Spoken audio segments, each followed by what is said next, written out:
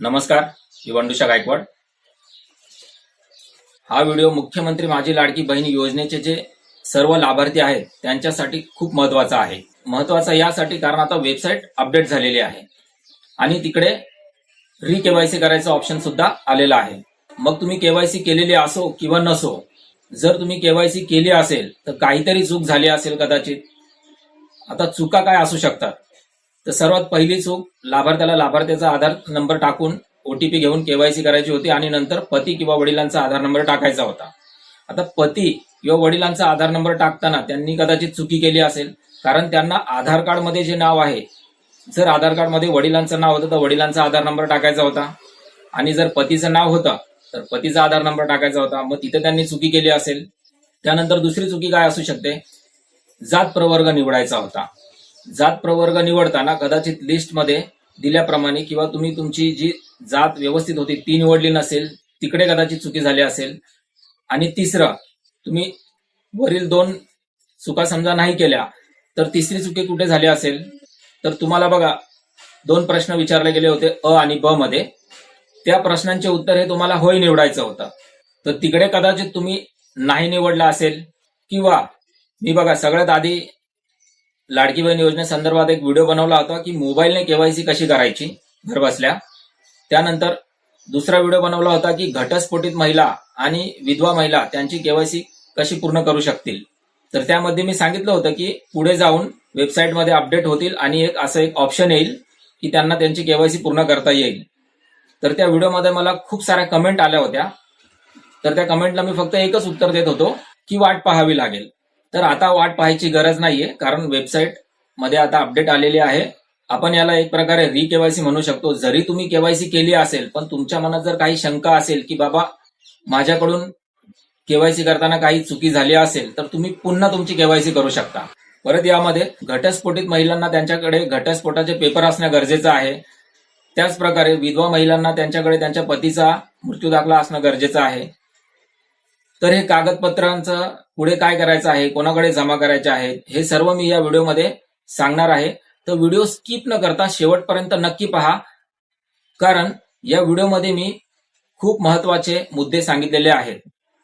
तर चला मी आता तुम्हाला कॉम्प्युटरमध्ये एक केवायसी करून दाखवतो की कशा प्रकारे आता नव्याने केवायसी करायची आहे। तर चला व्हिडिओला सुरुवात करूया।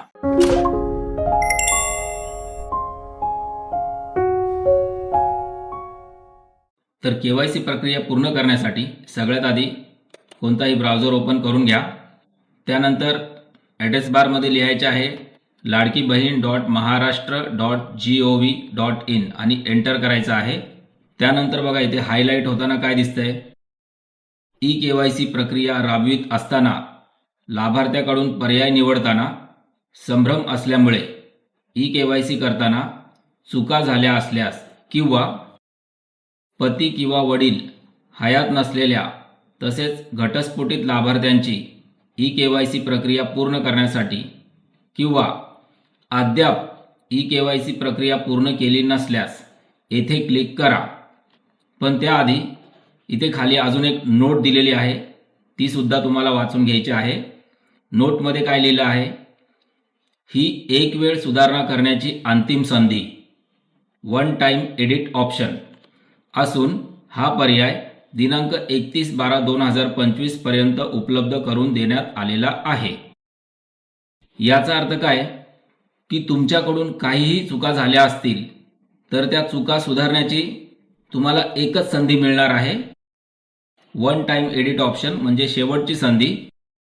आता इथे जर केवायसी पूर्ण करते वेळेस जर तुमच्याकडून काही चूक झाली तर ती पुढे सुधारता येणार नाही, असा याचा अर्थ आहे। तर चला आता मी जी केवायसी करणार आहे यांची ऑलरेडी मी हाफ केवायसी करून ठेवलेली होती।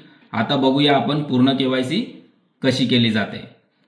तर येथे क्लिक करावरती क्लिक केले मी। इथे लाभार्थी आधार क्रमांक टाकून घ्यायचा आहे। तर चला मी लाभार्थी आधार क्रमांक इथे टाकून घेतो। त्यानंतर कॅप्चा जसाच्या तसा टाकून घ्यायचा आहे आणि मी सहमत आहे वरती इकडे क्लिक करायचं आहे आणि ओटीपी पाठवावरती क्लिक करायचं आहे। तर बघा ओटीपी सेंड झालेला आहे। बघा OTP आलेला आहे. OTP मी आता इथे टाकून घेतोय.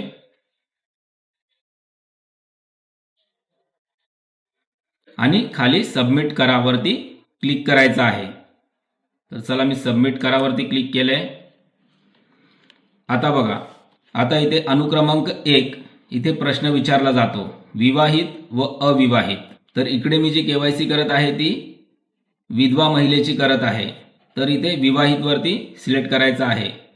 जे अविवाहित असतील त्यांनी अविवाहित सिलेक्ट करायचं आहे.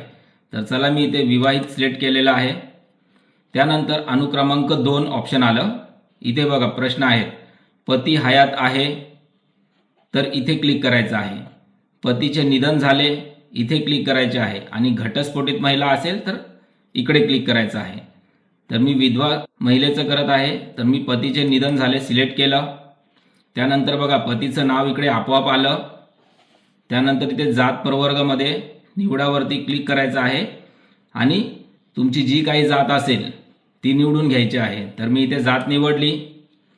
त्यानंतर बघा इथे प्रश्न आहे. आता इथे प्रश्न काय आहे, तर माझ्या कुटुंबातील सदस्य नियमित कायम कर्मचारी म्हणून सरकारी विभाग ऑब्लिक उपक्रम ऑब्लिक मंडळ ऑब्लिक भारत सरकार किंवा राज्य सरकारच्या स्थानिक संस्थेमध्ये कार्यरत आहे की नाही. तर इथे नाहीवरती क्लिक करायचं आहे. त्यानंतर इकडे पुढे बी मधील प्रश्न काय आहे, माझ्या कुटुंबातील सदस्य नियमित किंवा कायम कर्मचारी म्हणून सरकारी विभाग किंवा उपक्रम किंवा मंडळ किंवा भारत सरकार किंवा राज्य सरकारच्या स्थानिक संस्थेमध्ये सेवानिवृत्तीनंतर निवृत्ती वेतन घेत आहे की नाही. तर इथे पुढे काय आहे, नाही वरती क्लिक करायचं आहे. इकडे या अगोदरचे जे प्रश्न होते ते जरा कन्फ्यूज करणारे होते. तिकडे दोन्हीमध्ये आपल्याला आहे निवडायचं होतं. त्यावरती मी व्हिडिओ सुद्धा बनवला होता कन्फ्यूज दूर करण्यासाठी. पण आता इकडे जे आहे आपल्याला नाही, दोन्ही ठिकाणी नाही निवडायचं आहे. तर इकडे पुन्हा इथे कोणी कन्फ्यूज होऊ नये म्हणून पुन्हा तुम्ही प्रश्न वाचून घ्या. प्रश्न काय आहे ए मधला, माझ्या कुटुंबातील सदस्य नियमित किंवा कायम कर्मचारी म्हणून सरकारी विभाग किंवा उपक्रम किंवा मंडळ किंवा भारत सरकार किंवा राज्य सरकारच्या स्थानिक संस्थेमध्ये कार्यरत. आता इकडे मी विधवा महिलेचा फॉर्म भरत आहे. तर त्या विधवा महिलेच्या कुटुंबातील कोणीही सदस्य भारत सरकारच्या इथे जे काही ऑप्शन दिलेले आहेत त्याप्रमाणे काम करत आहे की नाही असा प्रश्न विचारला आहे. तर असं त्यांच्या घरात कोणीच नाहीये म्हणून इथे आपल्याला नाही निवडायचं आहे, किंवा ती महिला स्वतः सुद्धा नाहीये म्हणून नाही निवडायचं आहे. त्यानंतर इकडे सुद्धा सेम ऑप्शन आहे, फक्त खाली आहे की निवृत्ती वेतन कोणी सेवानिवृत्तीनंतर घेत आहे का घरातील. तर इथे सुद्धा नाही निवडायचं आहे. हे झालं. त्यानंतर बघा हे दोन्ही नाही केल्यानंतर खालती बघा काय आहे, माझे पती हयात नसून पतीच्या मृत्यू दाखल्याची सत्यप्रत संबंधित जवळच्या अंगणवाडी सेविका यांच्याकडे दिनांक 31/12/2025 पर्यंत जमा करेन.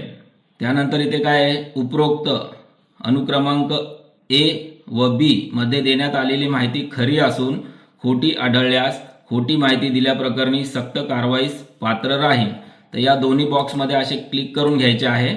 त्यानंतर पुन्हा इथे नोंदमध्ये तुम्ही वाचू शकता खाली काय लिहिलं आहे, पती किंवा वडील हयात नसल्याचे किंवा घटस्फोटित असल्याचे संबंधित पुरावे लाभार्थ्यांनी दिनांक 31 डिसेंबर 2025 पर्यंत अंगणवाडी सेविकांकडे सादर न केल्यास संबंधित लाभार्थ्याचे EKYC प्रमाणित मानले जाणार नाही आणि EKYC अपूर्ण समजला जाईल. तर हे कृपया सर्वांनी लक्षात ठेवावे. 31 डिसेंबरच्या आत सर्वांना त्यांच्या पतीच्या मृत्यू दाखल्याची कलर झेरॉक्स करून घ्यायची आहे व त्यासोबत लाभार्थ्यांना त्यांचं स्वतःचं आधार कार्डची झेरॉक्स अटॅच करून त्यांना परिसरातील म्हणजेच तुमच्या परिसरातील जवळच्या अंगणवाडी सेविका ज्या आहेत त्यांच्याकडे 31 डिसेंबर 2025 पर्यंत जमा करायचं आहे.